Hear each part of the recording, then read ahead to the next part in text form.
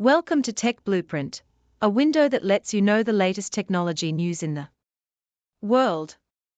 Americans have always had a strong interest in the development of electric vehicles, because new energy electric vehicles represent the future development direction and have huge potential. If it can be successfully promoted, it will greatly promote the growth of the national economy. During the presidential campaign, the desire to develop electric vehicles has been publicly expressed by the candidates. Although the United States initially did not pay enough attention to the electric vehicle industry, it now faces huge challenges in accelerating development. At present, China has made remarkable achievements in the new energy electric vehicle industry. More than half of the world's electric vehicle sales come from China. If the United States wants to catch up with China, it will have to make huge efforts. China imposes export restrictions on rare metal antimony. The manufacture of electric vehicles requires a large amount of materials. In addition to common metal minerals, it also requires some special rare metals. These metals are relatively scarce in the United States. Although the United States has been working hard to protect and reserve its own rare metal resources, it still cannot compare with China's reserves. According to reliable sources, the United States relies on imports of many rare metals from China, including aluminum alloys and antimony. However, the problem is that China recently issued an announcement restricting the export of certain antimony and superhard materials, which has posed a huge obstacle to the development of the U.S. electric vehicle industry. It is reported that antimony plays a vital role in both the military and the electric vehicle industry. As one of the world's largest antimony producers, China's export restrictions on antimony have made it more difficult for the United States to develop electric vehicles. Therefore, the United States is very dissatisfied with this, but it is also asking for it. Due to the long-term tensions between China and the United States suppression of China in various fields, the Sino-US trade war continues to be fierce.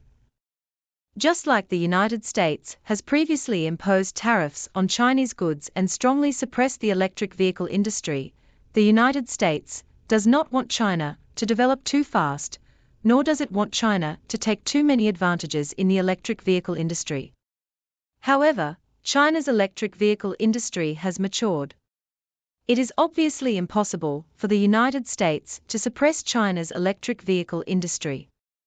At most, it can only take some sanctions to try to curb China's development. Of course, China will not be easily suppressed by the United States. The announcement of export restrictions on antimony is proof of this. Once announced, the United States will indeed be intolerable. But how can the United States match China when the electric vehicle supply chain is limited? Especially in the current difficulties faced by the U.S. economy, antimony export restrictions not only restrict the development of electric vehicles, but also limit the military capabilities of the United States. The United States now faces few choices.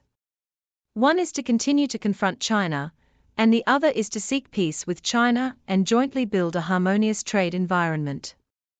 Although the United States has indeed sent a signal to seek peace, given the previous stiffness in relations between China and the United States, peace is not an easy task.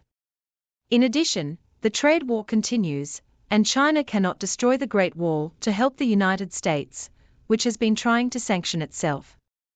Some people may wonder why the U.S. electric vehicle industry still had a difficult start when China did not restrict the export of rare metals. Why did it suddenly announce its withdrawal from the market? Did it just admit defeat? The development of smart electric vehicles faces many challenges.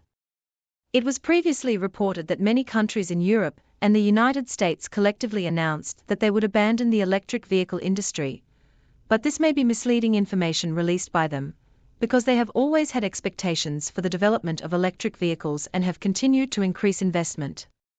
In order to comprehensively develop electric vehicles, the Biden administration invested heavily in building electric vehicle charging stations 2 years ago, but now only a handful of charging stations have been built. This move shows that they really want to gain an advantage in the electric vehicle industry, but even with a lot of investment, things are still not moving in the ideal direction. Therefore, they announced that they would no longer invest in the electric vehicle industry because of the emergence of technical deviations and the many difficulties encountered in the development process. Faced with the reality that they could not surpass China, they chose to return to the field of fuel vehicles. After all, this is the consistent practice of the United States. Since it cannot transcend, it returns to its own comfort zone and continues to develop. At least in the field of fuel vehicles, China is currently unable to surpass the United States. So why is the development of smart electric vehicles in Europe and the United States so slow? What is the fundamental reason? The first is the problem of charging stations. Local charging facilities are insufficient, despite government plans to build infrastructure and invest heavily. But in fact, it is impossible to achieve nationwide coverage of charging piles in the short term.